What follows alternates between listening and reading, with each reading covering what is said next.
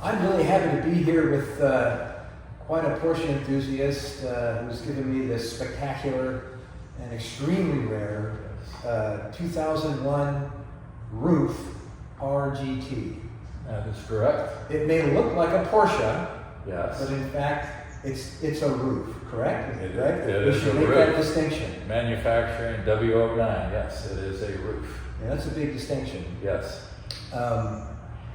What I was thinking about when you gave me the car and I went through all the paperwork, I was wondering why RuF? It's a pretty esoteric car, and particularly back in 2001. It is. That wasn't a very popular choice. I had a good friend of mine that worked at Excellence Magazine, Bruce Anderson, and he pointed me in that direction because originally I wanted a Porsche Turbo of that generation, but I went to the Porsche parade in Sacramento, and I think it was September of 2000 with one of my other cars, and I met Mr. RuF, and he was describing this RGT, and I said to myself, that is the car that I want, the way he describes it, and the way that Bruce told me it drives, so compliant, the turn-in is so precise. I didn't need 600 horsepower. I wanted a car that was knife edge sharp. I like driving on mountain roads.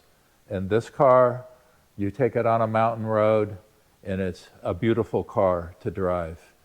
And if you're on a major highway going 75 miles an hour, like Highway 5 out here in California, it's as smooth as a Cadillac. Yeah, amazing. But the undulations and the turn-ins are what excite me. Now, I'm looking at the specs here, so I see 385 horsepower from a 3.6 liter engine. And you told me earlier that the engines were sourced from Porsche Motor Works, not from Porsche directly, so they use the 99, 2000 Cup motors that they used in the Cup races. And then RuF takes the engines completely apart, massages them, bigger camshaft, polish the intake runners, different exhaust, remap the CPU, and it actually puts out a little bit over 400 horsepower, although RuF always underestimates the actual horsepower.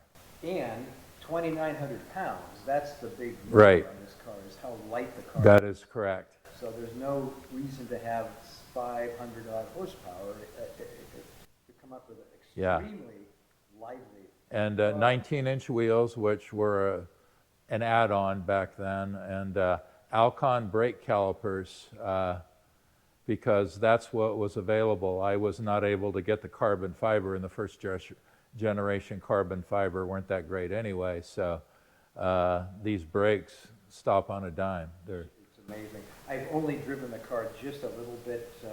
I'll do a video and I'll get out at the crack of dawn someday. Yeah. Where there's nobody else out in the road and experience it a little bit more.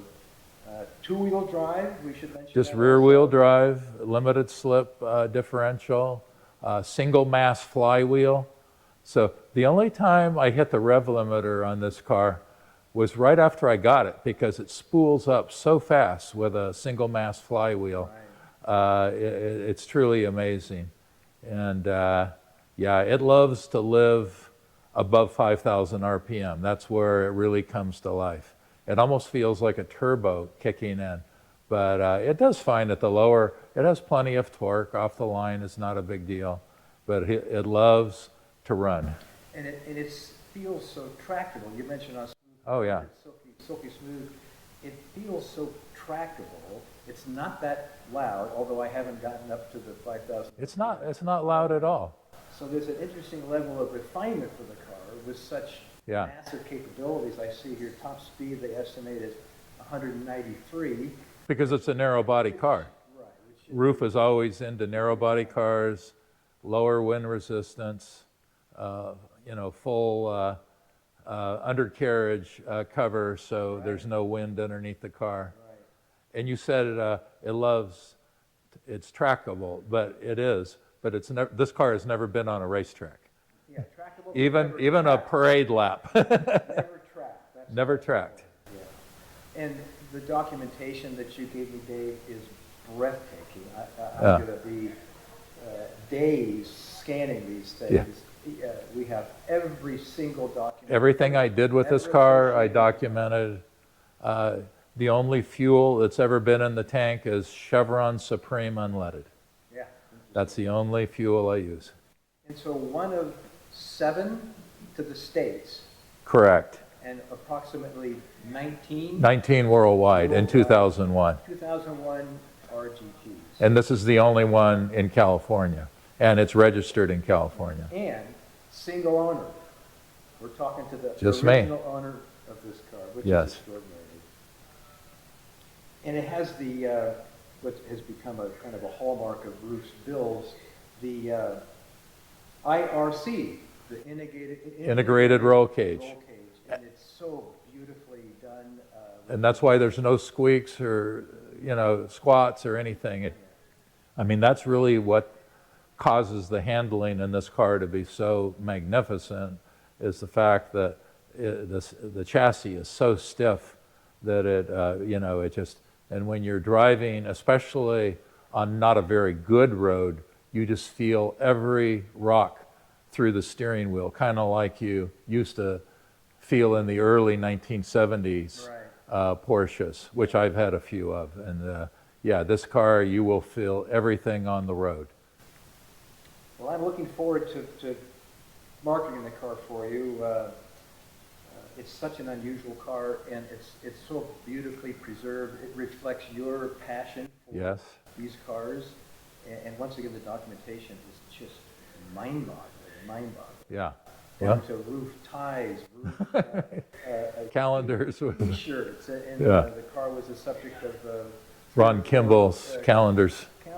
So I'm really looking forward to it.